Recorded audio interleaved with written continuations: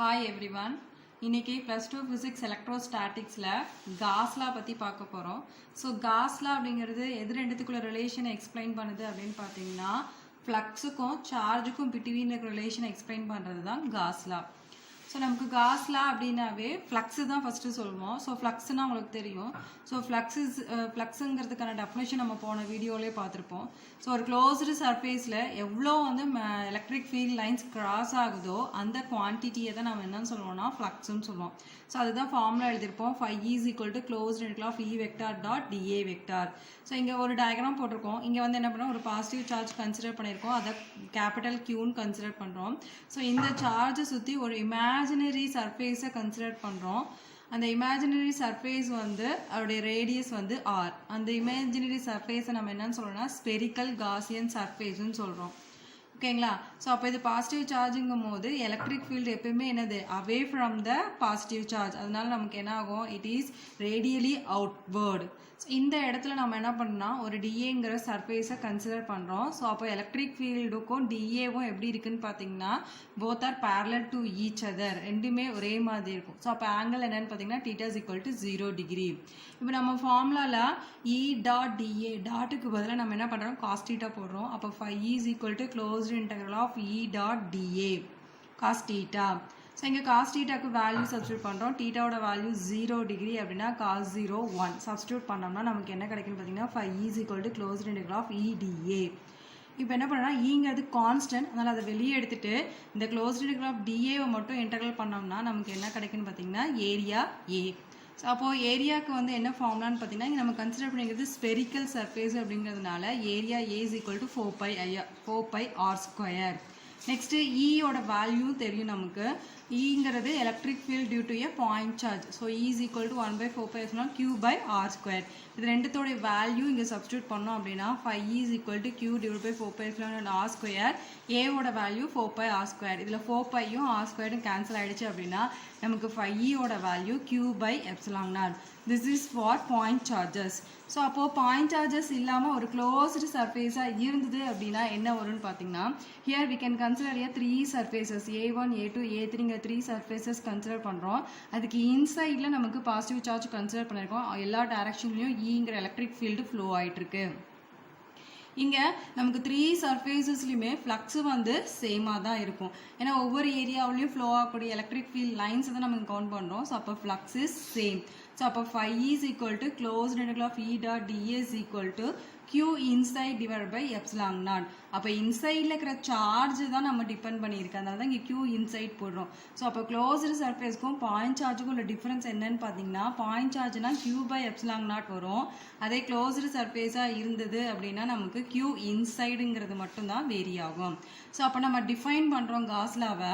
So Gauss law states that if a charge Q is enclosed by an arbitrarily closed surface, then the total electric flux through the closed surface is equal to 1/ε0 times the net charge enclosed by the surface. 1/ε0 times எவ்வளோ net charge அந்த சர்ஃபேஸ்குள்ளே இருக்குதோ அதை தான் நம்ம ஃப்ளக்ஸ்ன்னு சொல்லுவோம். So அப்போ ∅ = Q inside /ε0. அப்போ ஃப்ளக்ஸுங்கிறது டோட்டலாக சார்ஜ் தான் டிபெண்ட் பண்ணியிருக்கு. இந்த ஃபார்முலாவில் பார்த்தீங்கன்னா டிஸ்டன்ஸுங்கிற ஆருக்கு எந்த ஒரு இதுவுமே வரல. அப்போ ஃப்ளக்ஸுங்கிறது இண்டிபெண்ட் ஆஃப் த டிஸ்டன்ஸ். அப்போ சார்ஜ் தான் டிபெண்ட் பண்ணியிருக்குன்னு சொல்லிட்டோம். அப்போ சார்ஜ் வந்து இன்சைடு த சர்ஃபேஸாக இருந்ததுன்னா ∅க்கு இந்த வேல்யூ வரும். சப்போஸ் சார்ஜ் வந்து அவுட் சைடாக இருந்தது நமக்கு அப்படின்னா ∅யோட வேல்யூ 0. ஏன்னா அவுட் சைடில் சார்ஜ் இருந்ததுன்னா நமக்கு என்ன ஆகாதுன்னா ஃப்ளக்ஸு ஃபார்ம் ஆகாது. அதனால அவுட் சைடில் சர்ஃபேஸ்க்கு அவுட் சைடில் சார்ஜ் இருந்ததுன்னா ஃப்ளக்ஸோட வேல்யூ 0. நெக்ஸ்ட்டு நம்ம எப்பயுமே ஒரு காசியன் சர்ஃபேஸை கன்சிடர் பண்ணிப்போம். Gauss law அப்படின்னாவே ஒரு இமேஜினரி சர்ஃபேஸை கன்சிடர் பண்ணி தான் எக்ஸ்பிளைன் பண்ணுவோம். Depending upon the charge spherical symmetry நேச்சரை டிபெண்ட் பண்ணி சர்ஃபேஸ் வந்து ஸ்பெரிக்கலாக இருக்கலாம், இல்லைனா வந்து பிளேனாக இருக்கலாம், இல்லைனா சிலிண்ட்ரிக்கலாக இருக்கலாம். So depending upon the symmetry property of the charge. So அப்போ என்ன ஆகும்னா காசியன் சர்ஃபேஸ் நமக்கு வேரி ஆகிட்டே இருக்கும். அப்புறம் Gauss lawங்கிறது it is similar to Coulomb's law. Coulomb's லாவும் இதுவும் ஒரே மாதிரி தான். கூலம்ஸ் லாங்கிறது சார்ஜுக்கும் ஃபோர்ஸுக்கும் உள்ள ரிலேஷனை எக்ஸ்பிளைன் பண்ணோம். காஸ் லாங்கிறது சார்ஜுக்கும் ஃப்ளக்ஸுக்கும் உள்ள ரிலேஷனை எக்ஸ்பிளைன் பண்ணோம். ஸோ ரொம்ப காம்ப்ளெக்ஸான ப்ராப்ளம்க்கு இல்லைன்னா மூவிங் சார்ஜஸ் அப்படிங்கும் போது நம்ம காஸ் லா தான் ப்ரிஃபர் பண்ணுவாங்க. Next, electric field due to infinitely long straight charged wire discuss பண்ண போறோம். So first we can take a infinitely long charged wire consider பண்றோம்.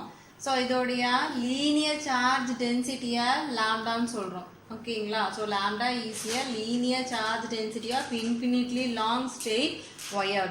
So அப்போ lambda கான definitions அப்படின்னு பார்த்தீங்கன்னா linear charge density is a charge per unit length. So lambda is equal to Q by L. அதோடைய unit வந்து சார்ஜுக்கு coulomb, லென்த்துக்கு metre, coulomb metre inverse.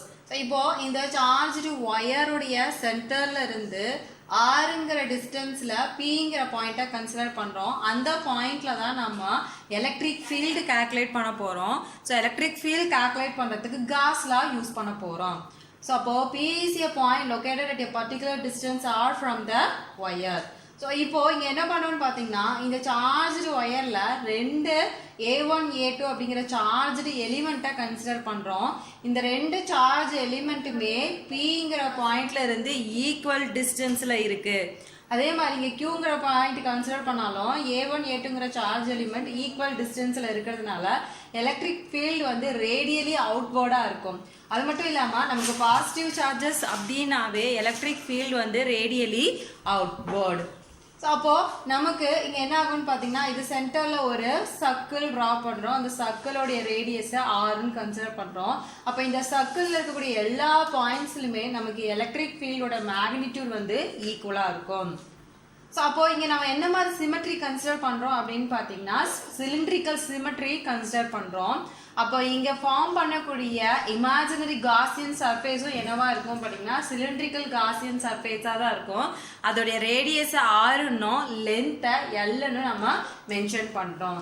So cos லா அப்படிங்கும் போது நம்ம எதை பேசிக்காக வச்சு எக்ஸ்பிளைன் பண்ண போகிறோம் அப்படின்னா எலக்ட்ரிக் ஃப்ளக்ஸை வச்சு தான் எக்ஸ்பிளைன் பண்ண போகிறோம். ஸோ அப்போ electric flux phi is equal to closed integral of E vector dot dA vector. அப்போ இங்க வந்து க்ளோஸ்டு சர்ஃபேஸ் கொடுத்துட்டோம். நம்ம இந்த ஒரு காசியன் சிலிண்ட்ரிக்கல் சர்ஃபேஸில் 3 ஏரியாஸை கன்சிடர் பண்ணுறோம். So one is top of the cylindrical surface, another one is bottom of the cylindrical surface, another one is curved surface. இந்த 3 surface consider பண்றோம். So அதை split பண்ணி எழுதிருக்கோம். Phi is equal to integral of E vector dot dA vector curved surface plus integral of E vector dot dA vector top surface plus integral of E vector dot dA vector bottom surface. So தனித்தனி ஏரியாவா consider பண்றதுனால நம்ம இங்க க்ளோஸ்டுங்கிற ரவுண்டை போடுறது கிடையாது. சரிங்களா? இப்போ ஒவ்வொரு ஏரியாவிலும் எப்படி இருக்கும் ஃப்ளக்ஸுங்கிறத கால்குலேட் பண்ண போகிறோம். ஸோ இங்கே டயக்ராமில் பார்த்தீங்கன்னாவே தெரியும். இங்கே டாப்லேயும் பாட்டம்லேயும் எலக்ட்ரிக் ஃபீல்டும் எண்ணும், அதாவது எண்ணுங்கிறது ஏரியாவோடைய யூனிட் வெக்டார், டைரக்ஷனை மென்ஷன் பண்ணக்கூடிய யூனிட் வெக்டார். ஸோ ரெண்டுமே பார்த்தீங்கன்னா பர்பண்டிகுலராக இருக்குது. ஸோ இங்கேயும் இங்கேயுமே எப்படி இருக்குது, டாப்லேயும் பாட்டம்லேயும் பர்பண்டிகுலராக இருக்குது. அதே வந்து கர்வ்டு சர்ஃபேஸில் பார்த்தீங்கன்னா எலக்ட்ரிக் ஃபீல்டும் நமக்கு ஏரியாவோட டைரக்ஷனும் எப்படி இருக்குது, பேரலாக இருக்குது. ஸோ அப்போ இங்கே தீட்டாவோட வேல்யூ 0, இங்கே தீட்டாவோட வேல்யூ 90 டிகிரி. ஸோ அப்போ அதை யூஸ் பண்ணி தான் நம்ம வேல்யூ கால்குலேட் பண்ண போகிறோம். ஸோ கர்வ்டு சர்ஃபேஸ் அப்படிங்கும் போது E vector parallel to A vector, தீட்டாவோட வேல்யூ 0, அப்போ cos 0 is equal to 1. அப்போ இன்டெகிரல் பண்ணோம்னா E vector dot dA vector டாட்டுக்கு பதில் என்ன பண்ண போகிறோம், cos θ போட போகிறோம். அப்போ is equal to integral of E dA cos θ. இங்கே cos θ ஓட வேல்யூ என்ன ஆயிடுச்சு, 1. அப்போ phi is equal to integral of E dA. இதுதான் curved surface. அடுத்து டாப் அண்ட் பாட்டம் அப்படிங்கும் போது E vector perpendicular to A vector. அப்போ θ ஓட வேல்யூ 90 டிகிரி. அப்போ cos 90 is equal to 0. அப்போ ஃப்ளக்ஸோட வேல்யூ என்ன ஆகும்னு பார்த்தீங்கன்னா நமக்கு 0வா கன்சிடர் பண்ணுவோம்.